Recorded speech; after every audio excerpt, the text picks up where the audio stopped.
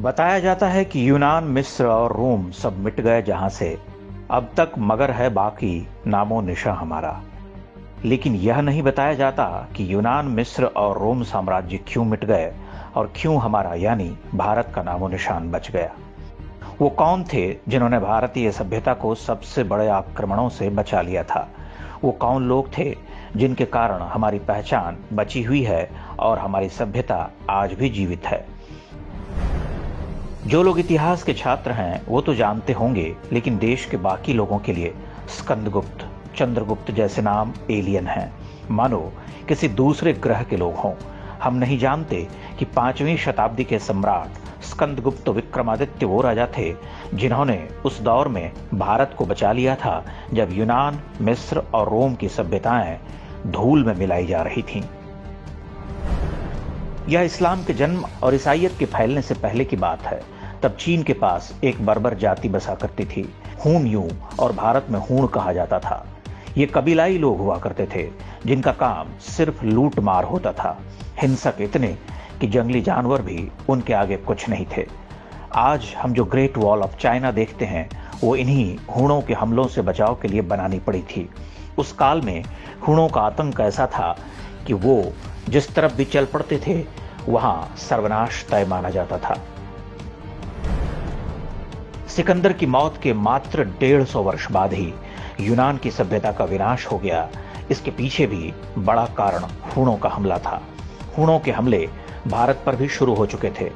तक्षशिला विश्वविद्यालय पर पहला हमला हूणों ने ही किया था। इसके बाद वो गंगा और यमुना के मैदान यानी आज के पूर्वी उत्तर प्रदेश की तरफ बढ़ चुके थे। यह वो समय था जब देश के अधिकांश क्षेत्रों में गुप्त वंश के 8वें राजा स्कंदगुप्त का शासन था। उनकी राजधानी पाटलिपुत्र थी, जहां पर आज पटना शहर है। कहते हैं स्कंदगुप्त जैसा योद्धा उस पूरे कालखंड में दूसरा कोई नहीं था। मात्र 25 वर्ष के स्कंदगुप्त ने गंगा के तट पर अपनी सेना का मोर्चा लगाया। इस युद्ध में हूण आक्रमणकारियों को बुरी तरह से हार का मुंह देखना पड़ा। जहां पर यह युद्ध हुआ था वो वाराणसी, गाजीपुर और बलिया का गंगा किनारे बसा क्षेत्र है। स्कंदगुप्त की सेना ने पूर्वी उत्तर प्रदेश के क्षेत्र से लेकर गुजरात के सौराष्ट्र तक हूणों का पीछा किया, उनको भारत से लगभग पूरी तरह खदेड़ दिया। इसी के बाद स्कंदगुप्त को विक्रमादित्य की उपाधि मिली। ईस्वी सन 455 यानी आज से लगभग 1600 वर्ष पहले हुए इस महायुद्ध में जीत के बाद स्कंदगुप्त ने कई विजय स्तंभों की स्थापना की थी। पत्थर पर यह विजय स्तंभ गाजीपुर जिले में भीतरी नामक स्थान पर बना हुआ है। उत्तर पूर्व भारत से लेकर पश्चिमी क्षेत्रों तक स्कंदगुप्त के ढेरों स्मारक आज भी मिलते हैं, लेकिन उनका हाल देखकर आप हैरान हो जाएंगे। स्वतंत्रता के बाद से मुगलों के मकबरों को पोंछने चमकाने वाली हमारी सरकारों ने स्कंदगुप्त के इतिहास को लगभग पूरी तरह से साफ कर दिया।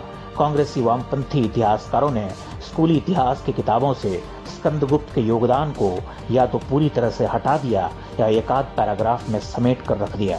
स्कंदगुप्त वो इकलौते सम्राट थे जिन्होंने पूरे विश्व को हूणों के आतंक से मुक्ति दिलाई थी, लेकिन आज हमारे देश की ही नई पीढ़ी इस महान योद्धा को भूल चुकी है।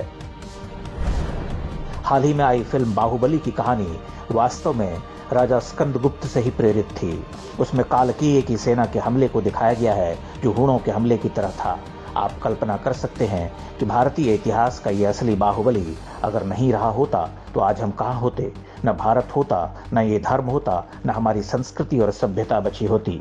यूनान, मिस्र और रोम की तरह हमारे मिटने की कहानियां भी पढ़ाई जा रही होती।